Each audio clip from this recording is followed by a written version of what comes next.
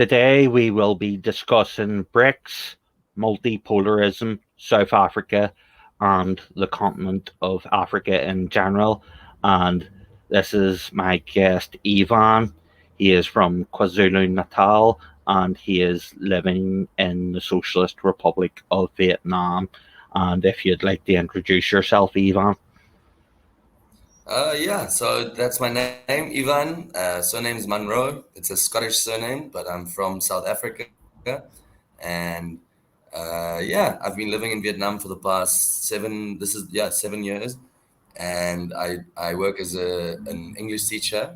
And yeah, I have a very, very, how to say, I have a very great interest in history and geopolitics, and that's what I like to read about and learn about in my spare time. Yeah, but yeah, I'm glad to have to be on your channel, and thank you for having me.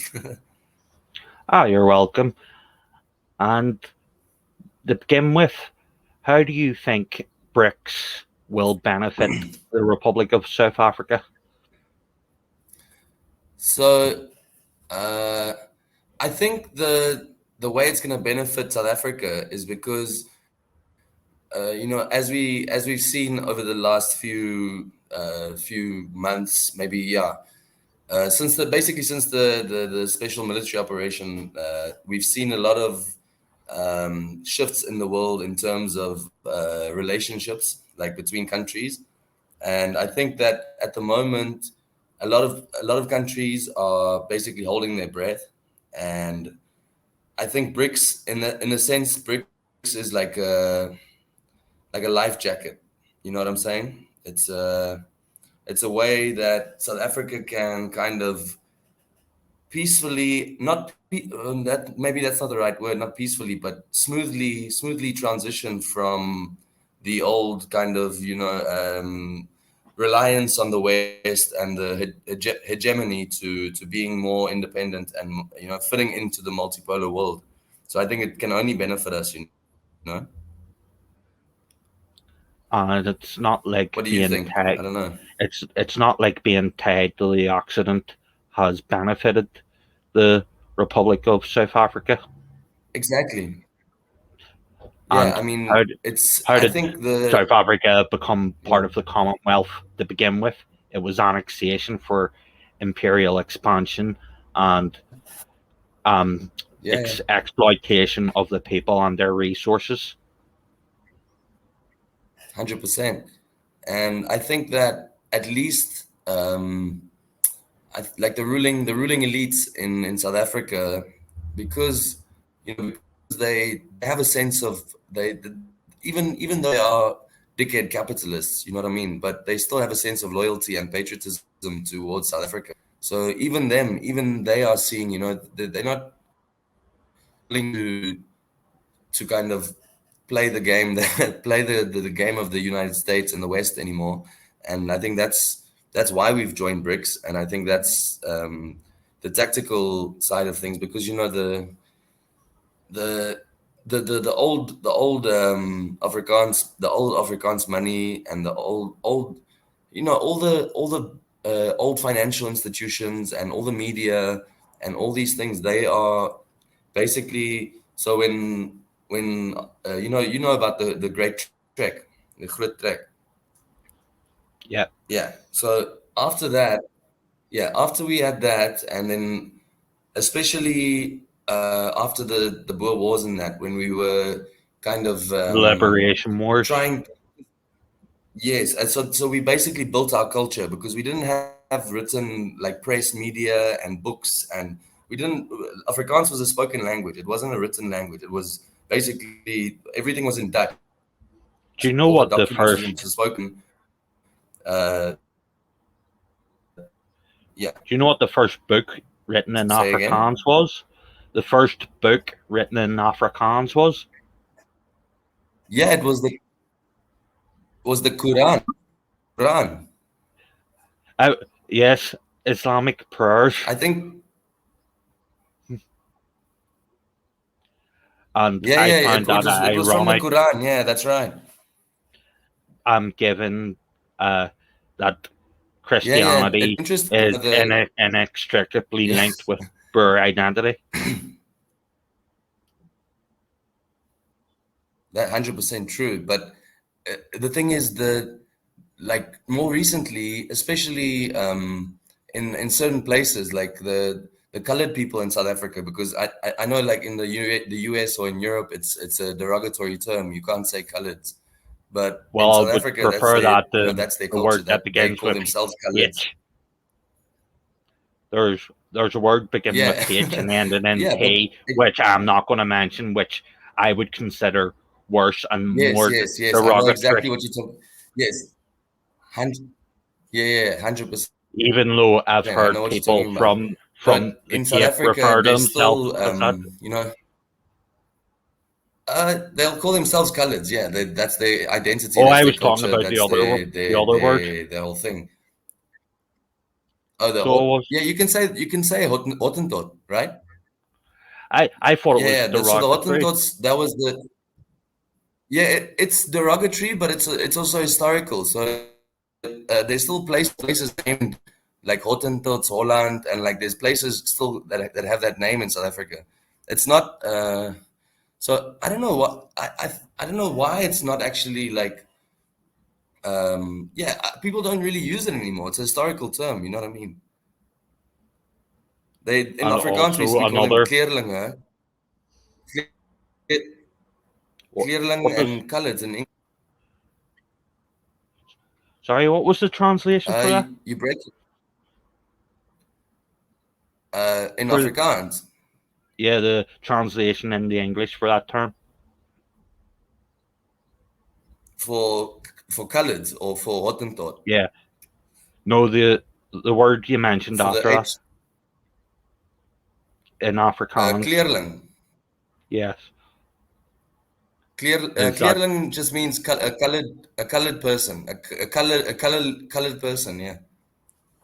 and if my South African history Uh, is correct, uh, they used to be called a yeah, but term it's that relates to uh, people born out of wedlock, begin with B. uh, what? Sorry, say again. Um, Ah, they were referred to. yeah. That was also that was like, in the early days. That was yeah, yeah, So it's not like they yeah, yeah. haven't had their fair share of pejoratives, What was I despite gonna say though? making. Like the majority of people who speak Afrikaans. Sorry, you go ahead. Go ahead. But I they've think are had we? their fair share of pejoratives, despite contributing to the culture of the Cape. Sorry, can you say it again? They've suffered their fair share of pejoratives, despite contributing Yes. massively to the culture of the Cape, from which modern South Africa was born. Yes, 100%. And also, like, uh, we like it's very difficult to explain because majority of colored people they are Afrikaans speakers. That's their home language, right? So so during apartheid, it was very because of racial segregation. It was kind of like we didn't see them as Afrikaners, right? They still spoke Afrikaans, but they were colored. They were the colored Afrikaners, right? But now in the new South Africa since '94, uh, because there's no more racial segregation, and we go to school together, we work together, we go together in a multiracial society. So now there's a lot more emphasis on Afrikaans being not just the white language. It's a kind of like Lingua it's franca. gotten more acceptance in like yeah. And I mean yeah, I love Afrikaans. It's my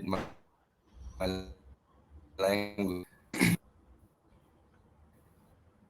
I read And what else? Yeah, we were somewhere that talking it's the about. most Say again. successful language in Africa. I read that Afrikaans is the most successful language in Africa. What do you mean by successful language? I don't know how would you rate that, you know? Given that it was originally spoken by a few people on the Cape, it has spread. There's government That's right. documents, education in it, and Yeah. international knowledge of the language. Yeah, that's true. That is true. And the people, Afrikaans people are still very, very proud of their language, whether they speak, wherever you're from. If you're Afrikaans, you take pride in that. It's kind of like a thing because a lot of a lot of like we, especially since because I was born free. I was born after apartheid ended, basically.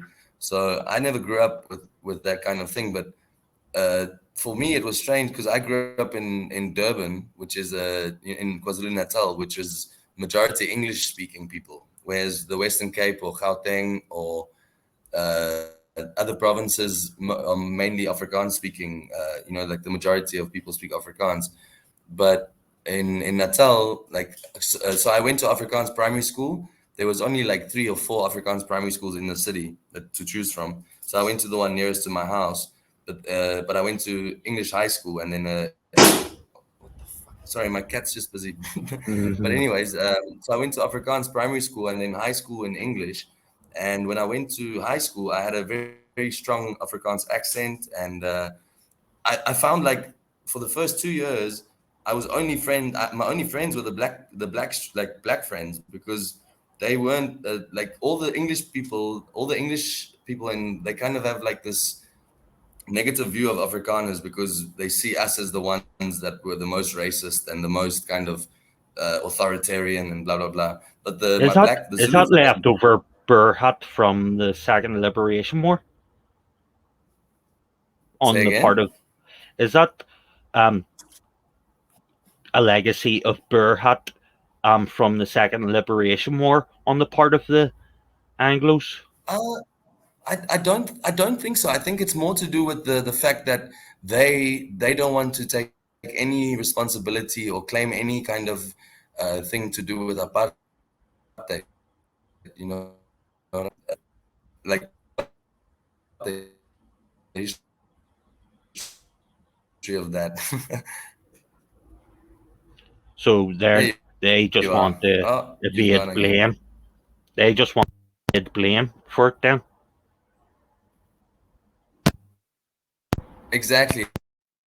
They just Yeah. fade, So then we were just innocent bystanders, kind of thing. even though Say they again. were, even though they were the ones who created the Union of South Africa and legislated statutes, and they did the same thing in Australia, Yeah. Zimbabwe, Same. Palestine, and Ireland. Yet they weren't to blame Yep. for separate development, apparently. And on Yep. that, given that BRICS has three ascending superpowers, Russia, India, China, do you Yeah. think that will help preserve the cultures of the peoples of Yeah. South Africa compared to what happened before when South Africa was tied to the Occident? I think it will. It's very difficult to kind of imagine how it would be without the kind of dominance of the US. But I think in terms of preserving cultures, I think it's going to benefit South Africa in a lot of ways, because the at the moment, even like if you go to any high school, like any decent high school, any kind of decent university, Afrikaans universities, because we still Afrikaans universities, you'll see like the academic liberal mindset, that kind of that the whole shebang about, are we all settled, and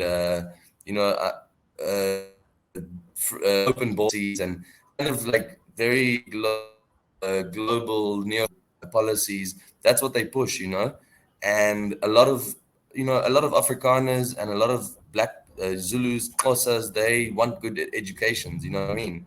So they go to these institutions, and a lot of it brainwashes them into kind of just being subservient to the hegemon.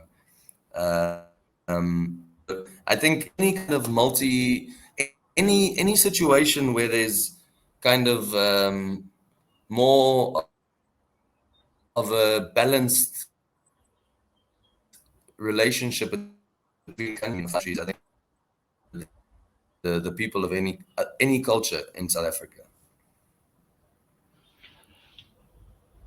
But this is the thing. Is the Anglophonic supremacy constitutional and in line with the Kliptown Freedom Charter? And will it help to bring the different peoples and traditions of South Africa together? Or will it be divisive if Anglophonic linguistics takes precedence over everyone else's people or traditions and cultures? Yes, I think that is it would be detrimental divisive. because definitely because the more you kind of adhere to that because it's not just the language, it's not just the phonics, it's the whole culture behind it too. So you kind of give up a ball to adopt another one, if you know what I mean. Yeah. And it just so happens to be the language of the old imperial master, the Commonwealth, and the Occident in general. That's convenient. Exactly, yeah. But don't get me wrong, I think English is convenient, like you said. But does that help with the native and indigenous languages and cultures? Should they not be able to get a quality education through the linguistic and cultural mediums of their choice?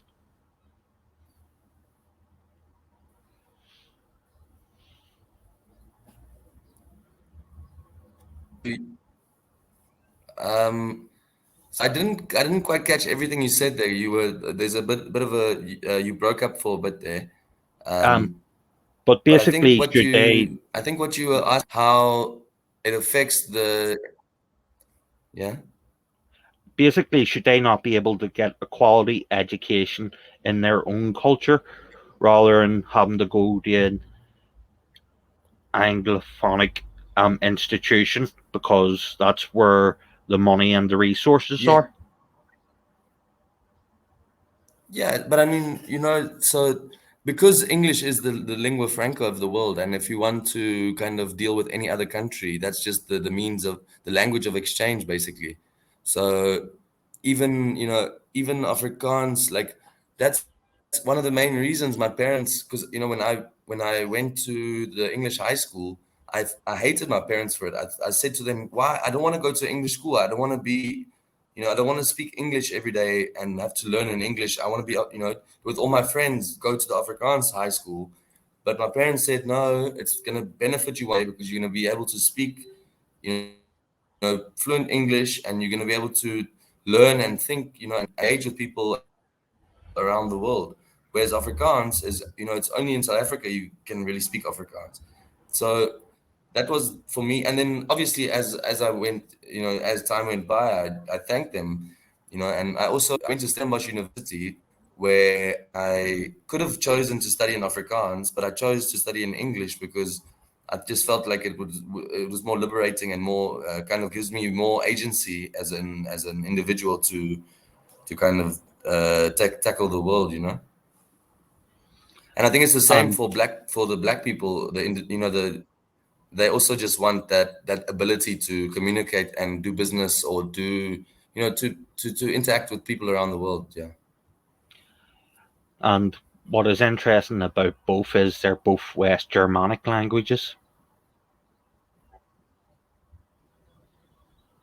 both English and Afrikaans. What do you mean? Well, if you look at Yeah. the linguistic evolution, they both Like, evolved from and the also, old West Germanic dialects. yeah, But yes, that's right. I would want to. Well, maybe it's because I come from an Irish Gaelic background that I would give preference to my own language over the language of the colonizer. So maybe that's my bias. But do you think the relationship with BRICS will lead to nationalisation of the mines? I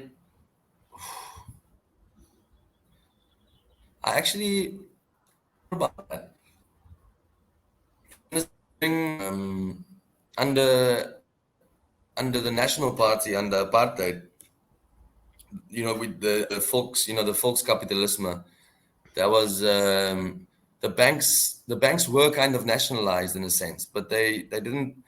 It was still tied to the kind of Western model, so Through it wasn't Kempton really Park? beneficial. But yeah, I think now with BRICS, yeah, exactly. But I think that's a good question, and I'm not sure I can answer it, but I think that would be a really good way for us to solidify, our own kind of sovereignty, economic sovereignty. And there are two other command economies with nationalised industries in the BRICS alliance, Russia and China. Also, Yeah, if the mines were nationalised, that could help avoid disasters like Maracana.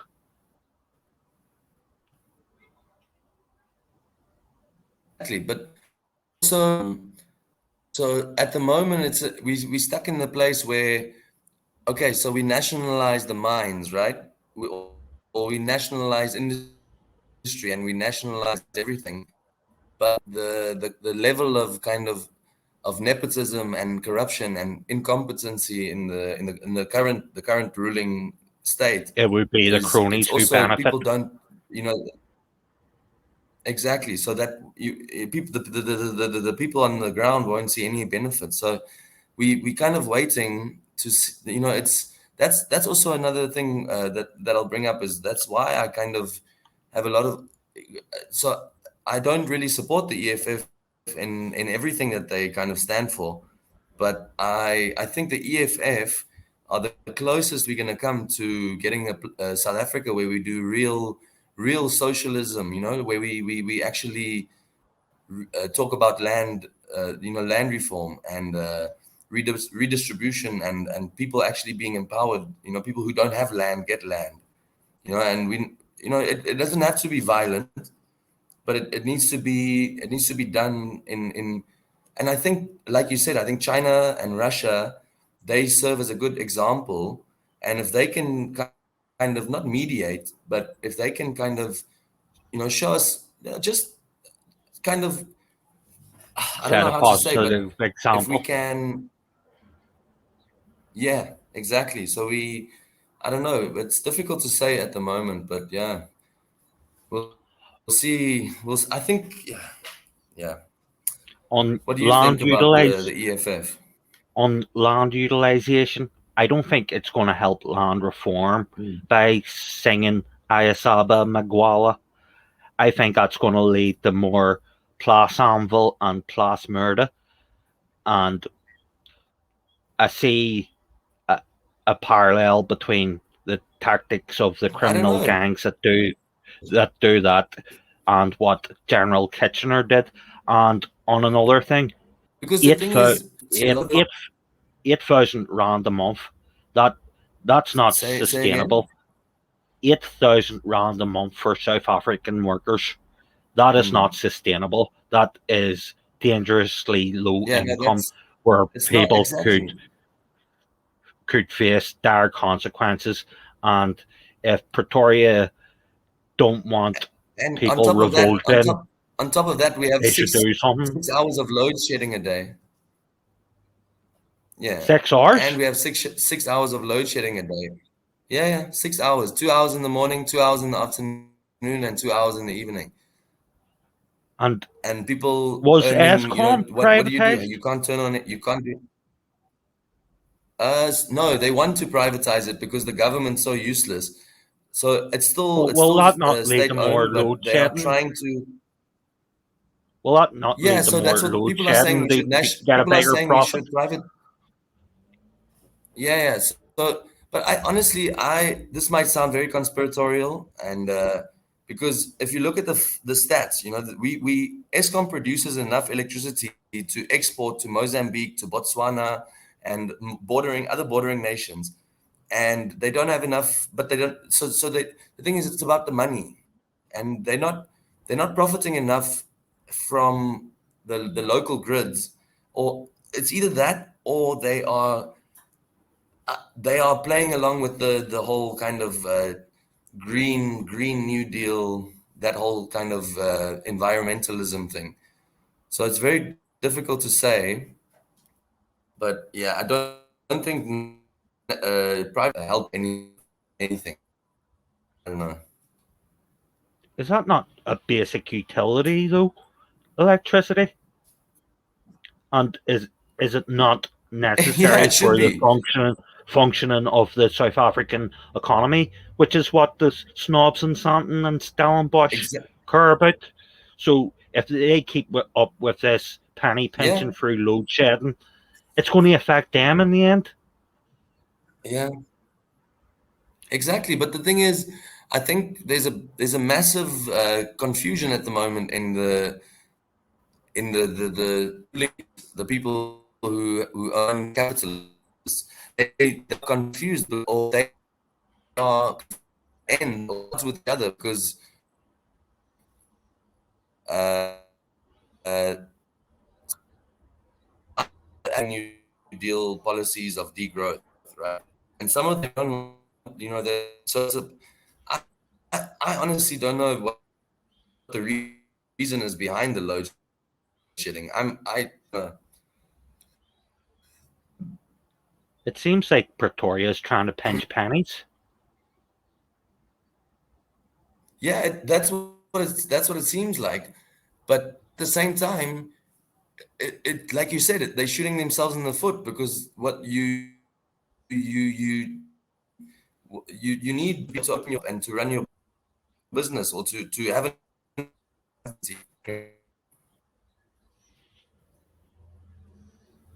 That's why I scratch my head. I just don't. Also, you spoke about degrowth there. I If think if you were on you got frozen there. 8,000 rand a month, degrowth is the last thing you want to hear. And Eskom should be more concerned about people in Bop than northern Botswana. That seems logical. It's a state-owned industry, and it's there to provide for the people of South Africa, not neighbouring countries and states. Exactly, but it's yeah, I don't know. It's frustrating to kind of trying to figure it out, But uh, at least my parents like a trailer that has a inverter that they can kind of generate electricity with, just for like basic things like the internet modem, if they need to use the internet. Because so yeah, just it's nonsensical. Like I just and they both, they just people are so used to it. They just kind of live around it. Is it not insult to injury after Cyril Ramaphosa? The first thing he did was raise taxes on the poorest South Africans?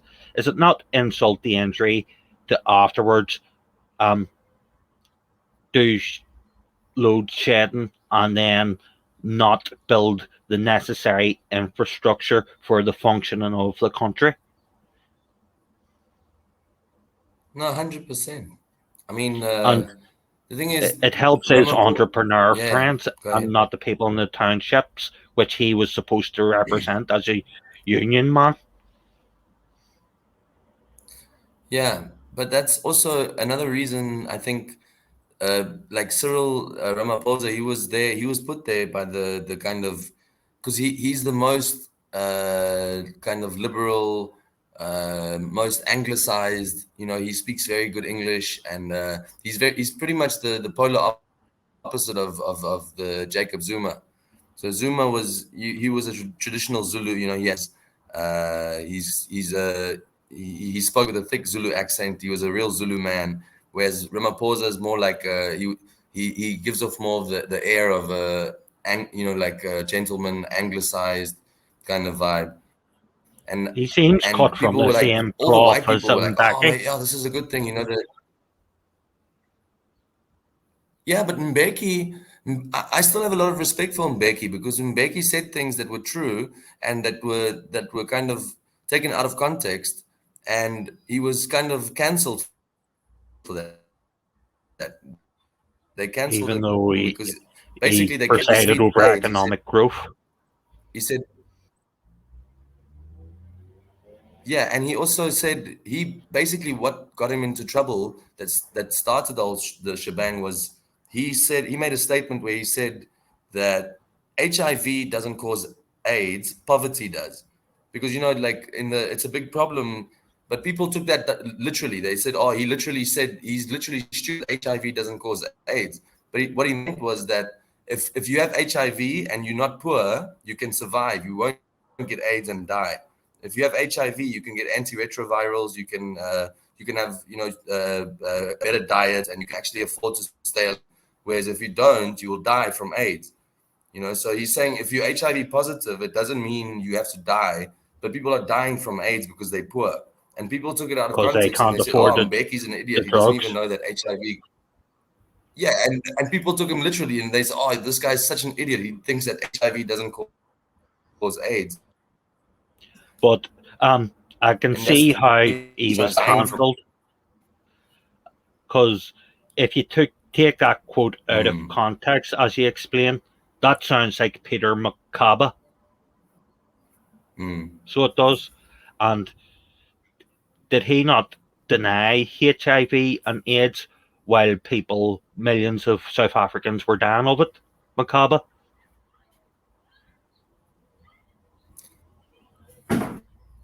Yeah, that's right.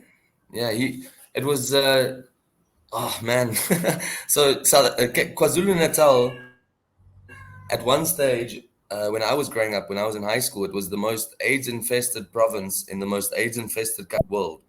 And I remember, I think it was in 2004 or 5, they started like a campaign, like in KZN.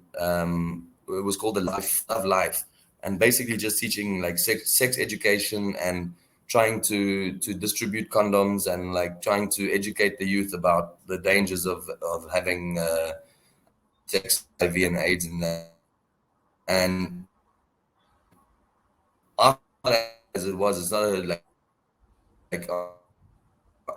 a kind of you get their act together, and they spent a lot of time and money to deal with that, and they did actually. Now it's a lot better than it was. That's all I can say. And I assume that affected the poorest Zulu communities the hardest because of the lack of funds and educational resources before it was dealt with. You. I was saying that Can you just repeat yourself because you broke up again? Basically the HIV and AIDS problem in KwaZulu Natal would have affected the very poorest Zulu communities disproportionately because they didn't have the funds or the educational resources to deal with it.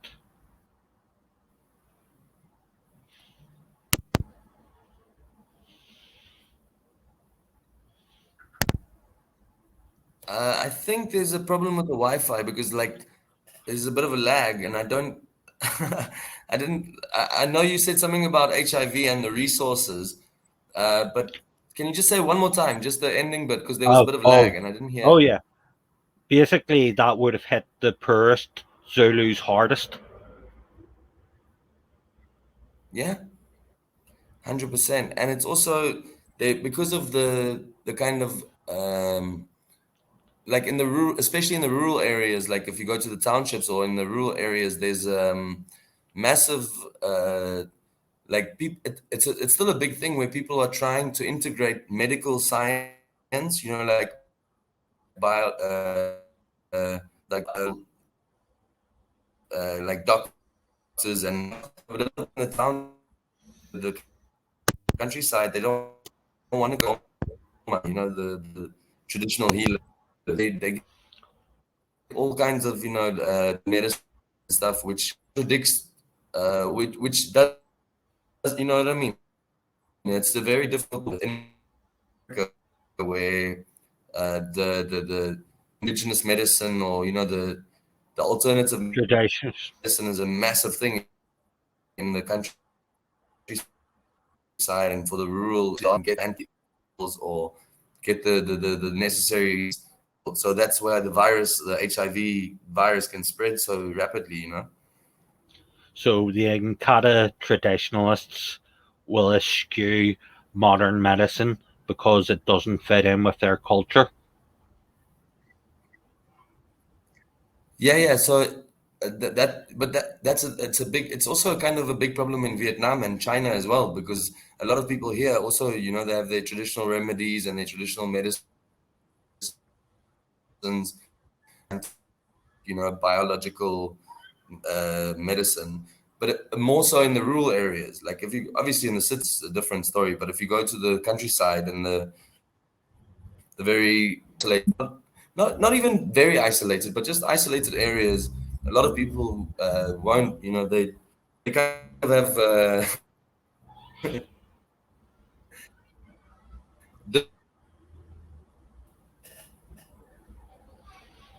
My understanding is that big pharma would like to get their hands on traditional Chinese medicines.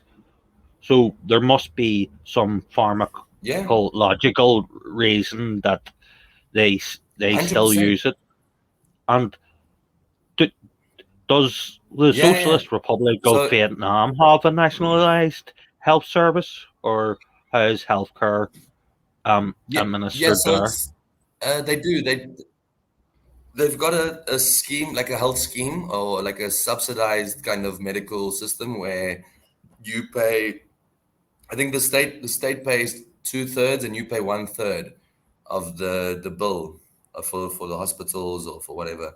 So people can afford the healthcare. It's not unaffordable. And I think maternity care and all that kind of thing is for free. Well, that's definitely another victory for Vietnam over America there. Yeah. No, it's also very Vietnam's got one of the best like what's it called? Um, malnutrition and that. There's very, very, very little malnutrition and kind of diet related issues with people here because people have a very solid and healthy diet, so it's good. That's something else I was going to ask. Mm. How is there so much starvation and poverty when collective, not just individually, but collectively, um, Africa, African nations are net producers of food? Yeah, it just, I mean, it boils down to the people who control the supply chains and the people who are in charge of the manufacturing. I mean, the it's the reason we're living in the end times now. I mean, the ending of capitalism, the late stage capitalism, and we're living in a time where we have homeless people because there are too many homes, and people are starving because there's too much food. Like, it's just I don't know how else to rationalize that. It just seems But that's it. counterproductive if these states and governments want That to all comes remain back in to power. yeah, but it You all don't comes starve your back to the people. whole the degrowth capitalism. It's the falling rate of profit, because as the technologies advance, so the prices decrease, because you become more productive, and your output gets bigger. But A the greater capitalists, supply for the demand. exactly. And so in order to kind of maintain the current system, they need to uh, uh, uh, there's like this built-in Artificial like mechanism. shortages. Exactly, yeah. It's load shedding Yeah, all over again, only with food. And as exactly. uh, as Tucker Carlson pointed out months ago, Mm, hungry people are revolutionary people. exactly, yeah. But And that's also a big, it's like Marie Antoinette Habsburg let them eat cake. yeah. Like, yeah, Marie Antoinette, yeah. But it's true. Like, it's people in Vietnam. I can't remember the exact saying, but they have a saying in Vietnam as well. Like, people, when you don't have rice to eat, that's when people start, you know, uh, getting revolutionary. That's when they pick up arms and they start fighting back. Like, you know,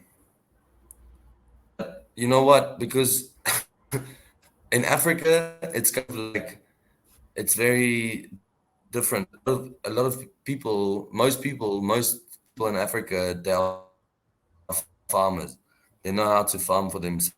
Food, the people who starve are usually the ones, like, depending on if there's a famine or like that. But just gen people who starve are the ones who flock to the cities and can't find work and go homeless and get addicted to drugs, or they end up on the streets, and they're not in the countryside. Whereas in the countryside or in the township, very few people will, unless there's like a shortage of food, people grow their own chickens. I mean, they raise their own chickens. They've got their own vegetable gardens. They've got they grow their own corn. So it's subsistence farming, which kind of keeps people satisfied, and they don't. That's why they don't revolt, and that's why they don't rise up in Africa so much, because people don't need a lot to be happy there. But Yeah. even with the ones in the towns and cities, like you'd think that um if you're hungry, straight for the financial Mm. district and let off steam. Okay. It's Yeah, not but like the thing is, SAPS is properly funded, armed, and patrolling these areas anyway. mm, They have enough on their hands with the tiger mm, kidnappings and basically yeah, attacks. So I know, but the the thing is, opportunity would be like, there for the hungry people. yeah, but like Go ahead. I've already mentioned to you before, yeah, yeah. But so in South Africa, the private security industry is massive, and there's I think they outnumber the police by, I don't even know like, it's ridiculous. Like, and there's so many independent companies that all operate, in different neighborhoods, and they all armed, they all uh I don't know, but it's very difficult to kind of uh, to get to the real money, to get to the real people with power, because they are very well protected. But it's easy for them So to they rob have it, to private break into a house. contractors patrolling Yeah, their perimeters. yeah, yeah, 100%. Like, and not just like their perimeters, their entire neighborhoods. Like entire areas where the police, they don't even do much because there's so many private companies and basically mercenaries. Like, yeah. Would it not be better to hire more police and more commandos rather than just leave it to the market with the private contractors? Yeah, it would be better, but I I think it's a lot of it has to do with paranoia because it's like, and also the police get killed, they don't get paid enough. So I think a lot of the times these private security companies probably pay their security guards more than the cops get paid. So it's just So it's a more it's I lucrative don't know. It's career very, option. yeah, and but in the police, it's also just nepotism and corruption. So if you want to It's who get a you good know, job in the not what you police, you know. have to know. Yeah, exactly. So it's just about nepotism, and it's really sad actually. But I don't know.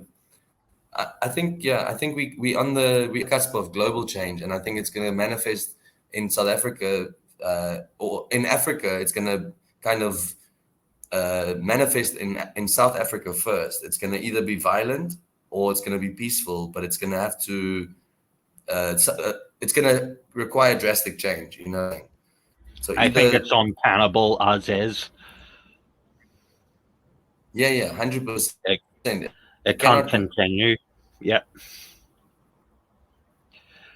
no. But um do you think that is a good sign that South Africa, among other African nations, aren't backing America, Britain, the EU, NATO on the basically funding and arming the Nazis to grab hydrocarbons, farmland, lithium, and warm water ports in Ukraine in order to provoke Russia in their war with Russia? And also, another part of the BRICS alliance, I can't see South Africa backing the US, Britain, and the rest um, on China and Taiwan for semiconductors. Uh, when Mm-mm. South Africa is already load shedding, do they really want to put their electricity supply in greater peril so that Britain and America can go to war with China over Taiwan? It doesn't make sense, and that could break apart their BRICS alliance, which they're doing as a counterweight to the Occidental hegemony. Yeah.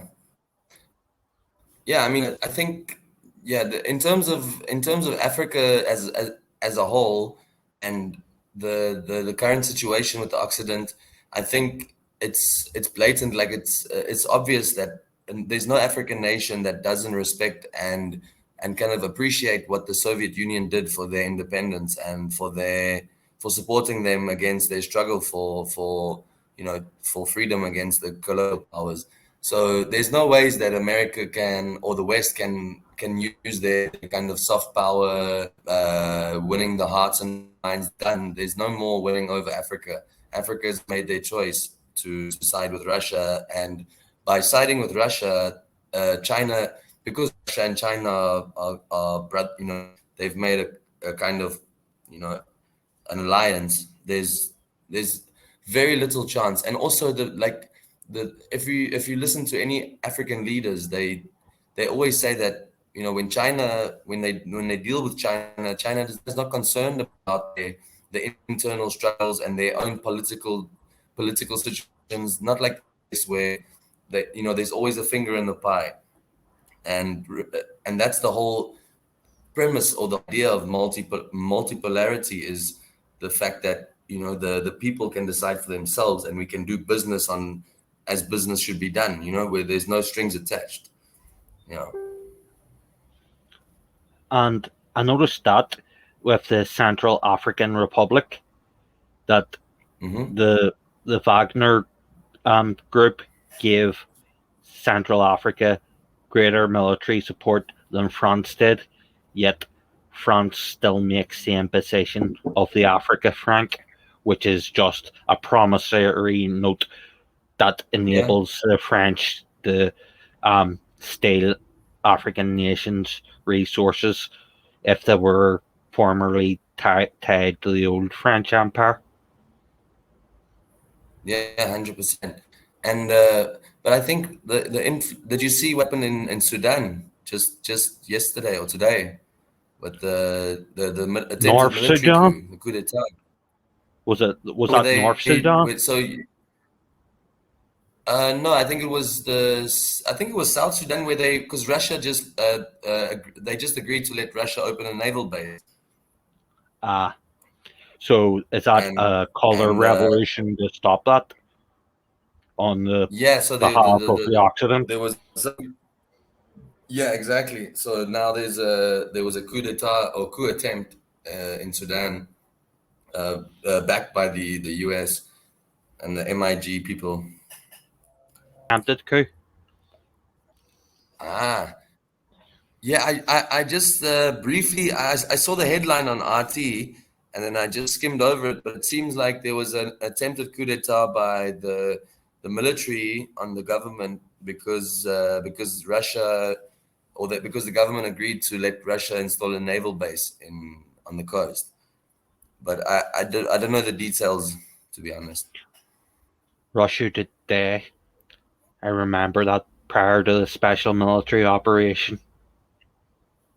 Yeah, Yeah. basically the Occident went full authoritarian after that. Do you know how bad it was? I was watching the Russian state TV interview with Putin on YouTube. See, when the ban was enforced, like it literally stopped in the middle of the interview.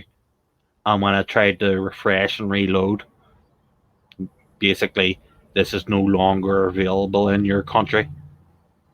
Yeah, Man, yeah. because who wants to know what Vladimir Putin is thinking at the beginning of a special military operation? I think a lot of people, in fact, the entire world, would like Yeah. to know, regardless of if they're multipolarist or hegemonic. People would be Mm. interested to know either way.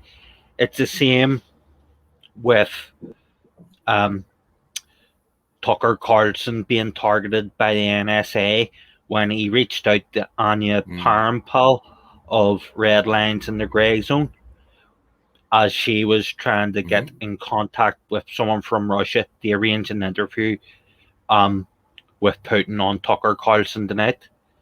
Yet the Yeah, I NSA was remember like, that. they denied it, and then they said, well, he was trying to talk to Putin, it's justified.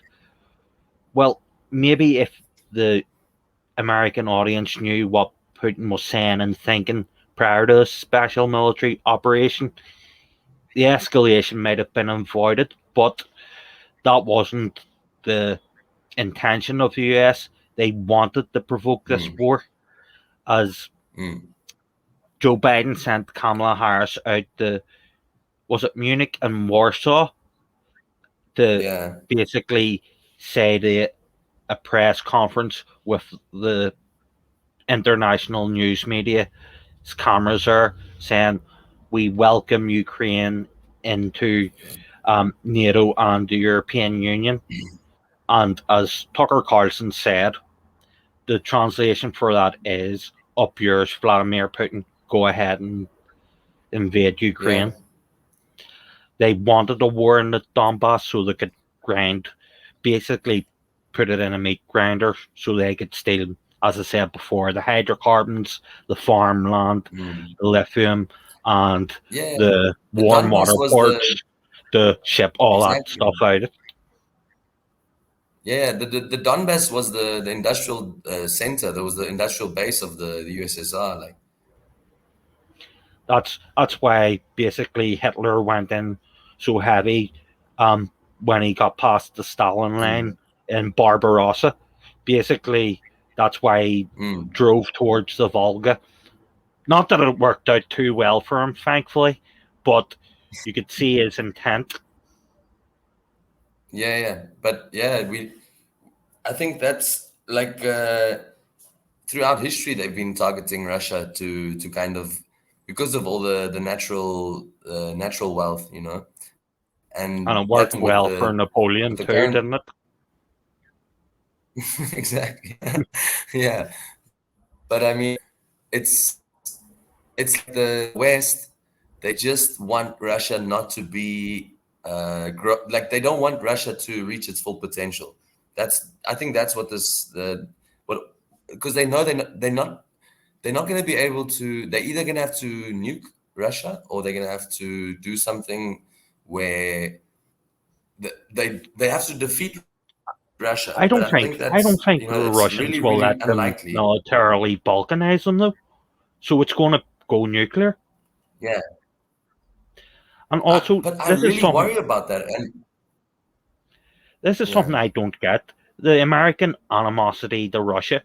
Oh yeah, the people who give you an oil-rich state in Alaska, screw them guys. But I could, know. but are they And so Russia's deluded that they think balkanizing Russia is on the cards?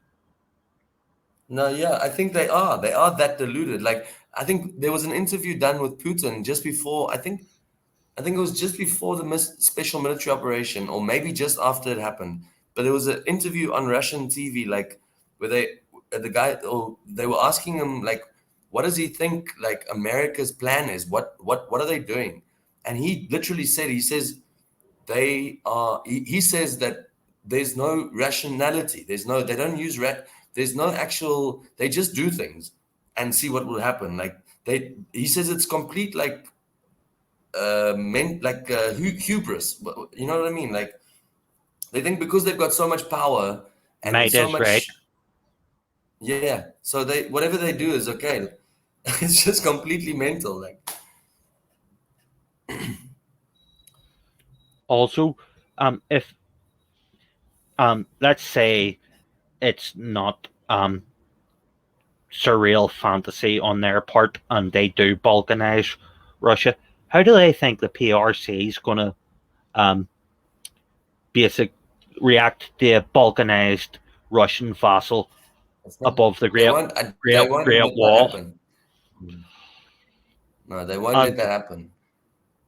Because if that happens, that means the whole border between Russia and China is basically US occupied. So it won't happen. and I don't even think the imperialists have fought their ambitions through to the logical conclusion. How, how are you going to be able That's to literally what that's attack them from Taiwan and above the Great Wall?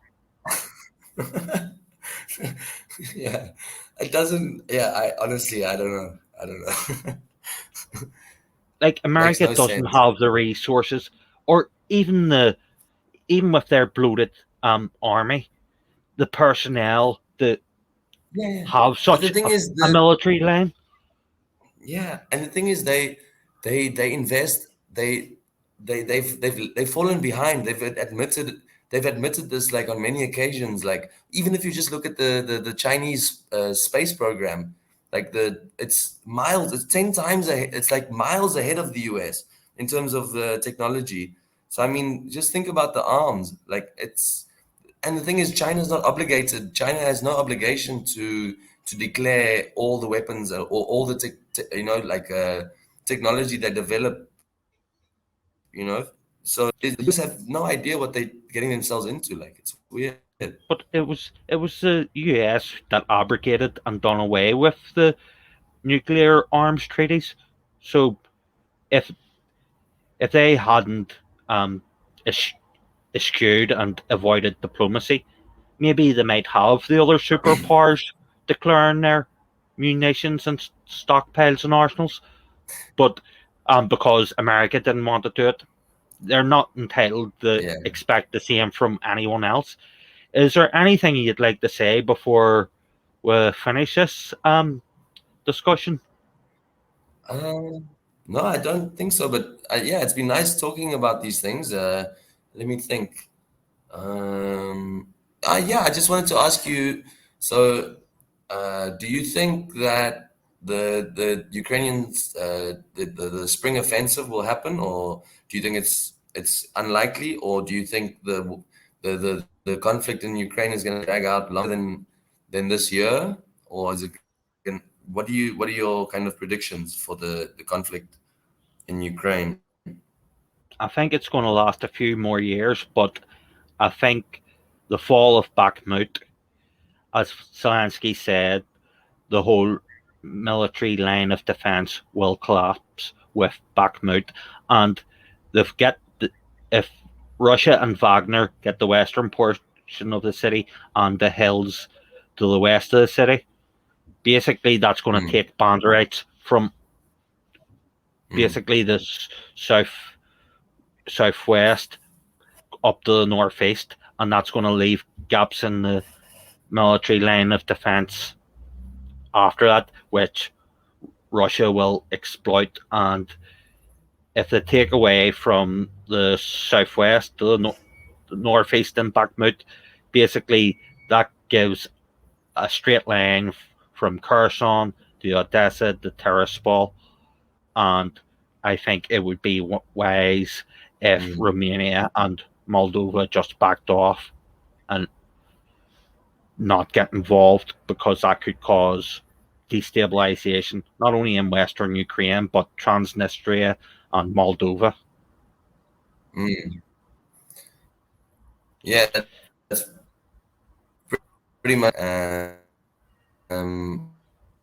Yeah, we just yeah talking to you. And do you have questions, or do you want me to just say goodbye? Basically, I hope this is the first of many discussions, Ivan, and I hope the audience enjoyed it. Yeah, I'm gonna share the link with my parents because I told them I'm gonna come on. They also interested to watch.